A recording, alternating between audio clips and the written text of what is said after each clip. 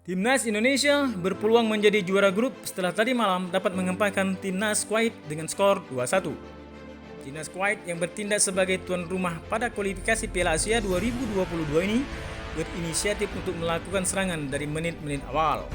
Serangan terus-menerus dilakukan, namun Timnas Indonesia tetap kukuh bertahan dengan sekali-kali melakukan serangan balik. Namun di menit-menit akhir, Timnas Indonesia mampu membalikkan keadaan. Melalui Maklok, Linik Pali, Rama Irianto, dan Sadir Ramdhani, Timnas Indonesia nyaris mencetak gol. Namun sayang, Sadir Ramdhani gagal menciptakan gol, padahal peluang untuk mencetak gol cukup terbuka. Apabila Sadir Ramdhani memberikan umpan kepada Linik Pali, maka hasilnya akan berbeda. Hasil menyerang pertahanan Timnas Indonesia mulai terbuka. Timnas Kuwait melakukan serangan balik melalui skema yang apik. Timnas Kuwait berhasil mencetak gol melalui sundulan kepala oleh pemain nomor punggung 20. Tertinggal 1 gol, Timnas Indonesia terpacu untuk menyamakan kedudukan. Akhirnya peluang pun tercipta ketika Rahmat Irianto dilanggar di kotak penalti. Wasit langsung menunjuk titik putih. Namun keputusan wasit menunjuk titik putih diprotes oleh Timnas Kuwait.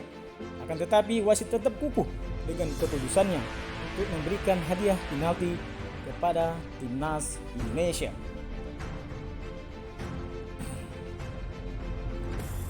Maklok yang ditunjuk untuk mengeksekusi tendangan penalti tersebut melakukan tugasnya dengan baik.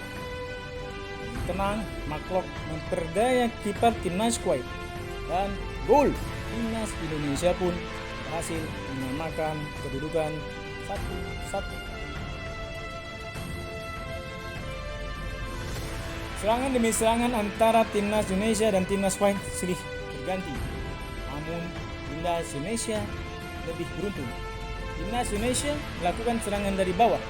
Melalui skema yang apik, Muhammad Irianto mampu menciptakan gol dari muntahan bola yang ditendang oleh Witan Sulaiman. Dan gol, Indonesia pun unggul 2-1 atas Timnas Kuwait. Posisi ini sampai bertahan pada babak akhir babak kedua.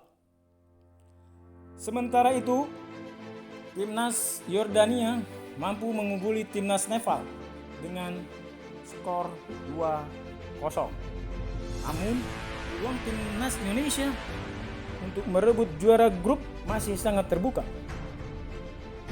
Karena ada pertandingan yang lain yang akan dilakukan, di mana di pertandingan kedua nanti Timnas Indonesia akan bertemu dengan Timnas Yordania.